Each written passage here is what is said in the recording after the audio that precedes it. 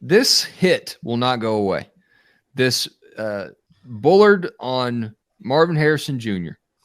And today we had an instance where someone apparently was selling an autographed photo of the hit with a signature on it that said "Night Night." Now, I've since read that whoever was peddling this photo actually doesn't have the rights to the photo. Yeah, I saw that. So that's going to get you in some trouble. That's a bad look. I don't necessarily have a problem with the "Night Night" signature. I think that's something that football players would probably say to each other's faces because they're competitive. But the whole NIL aspect of it, not doing it above board, probably not going to win too many people over. Well, I mean, I don't think that's Javon's fault if a guy just got him to sign it. But I don't know. There's a lot of bad looks here, right? There's a bad look for stealing a photo. There's a bad look because Sam Block and the Ohio State guy and all of his IQ points just cried about it on Twitter like it was just a travesty. Guys, it was a clean freaking hit. I mean, Ryan Day and everybody from Ohio State needs to quit whining about it. I mean, if you cover Ohio State, stop pissing and moaning. Grow the hell up. Let's move on. It was every official that's seen it has said it's a clean hit. But I mean, I don't think it's a very classy move to write "Night Night" on it. No, it's not. It's a bit tasteless. It's a bit of bad judgment. I think that given the controversy that surrounded it, whether or not it was, I mean, I of course also I think it was a clean hit. Everybody has said it's a clean hit, but there's no reason really to continue to poke that bear. And if that's what he actually said, we don't have any confirmation that he signed it that way. Sure. We don't know. We don't know that afterward. I mean, I don't know, but if he did it, I mean, if he did it and that was my son, I would say, dude, you shouldn't have done that. That's poor judgment.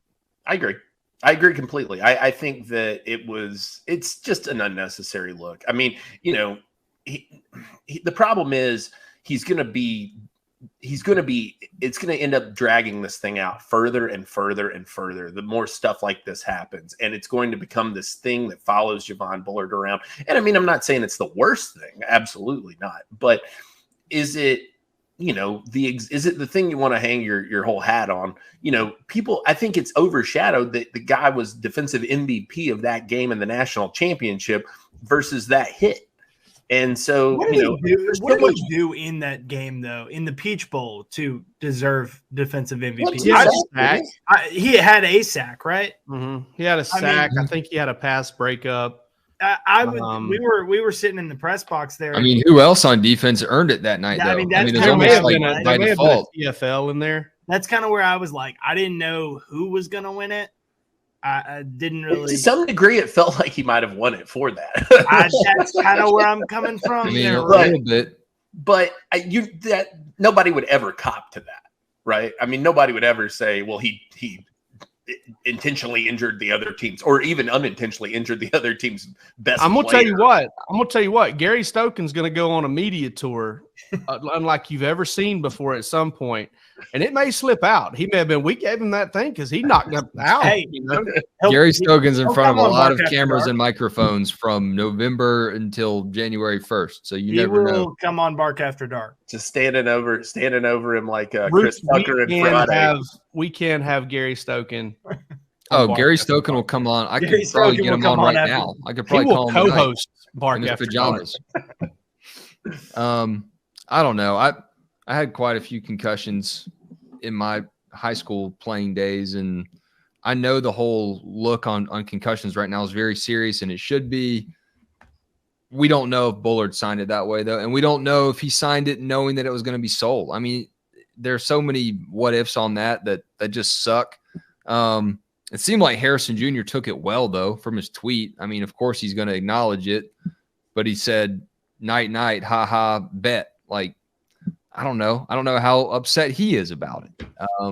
Marvin Harrison Jr. is probably going to make more money than Javon Bullard. Ultimately, Javon Bullard's a fine football player, but Marvin Harrison Jr. could be a top 15 pick this year.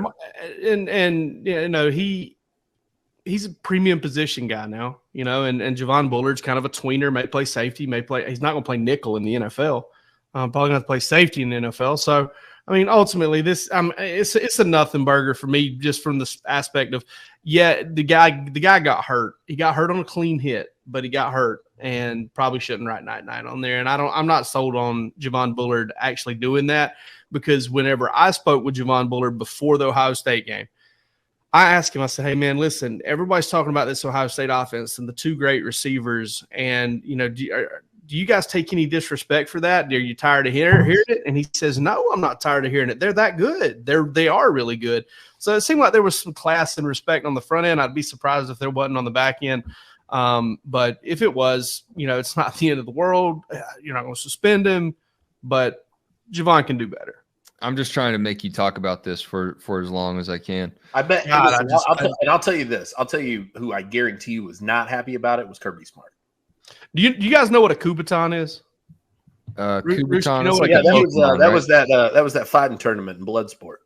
No, a Kubaton is that thing that Danny McBride has in Righteous Gemstones, where he gives them all to him and is like, here's our weapon.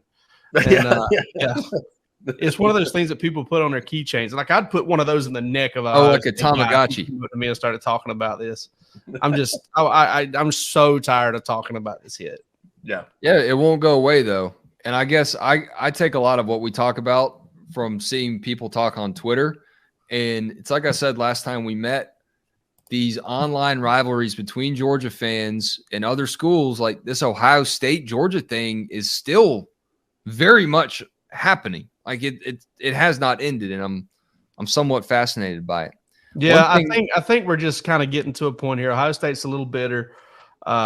The national championship tally since Justin Fields left Georgia from Ohio State for Ohio State is two for Georgia, none for Ohio State. And I think they're just a little sour about that. Yeah, probably so. Gave them a quarterback and they couldn't win a title.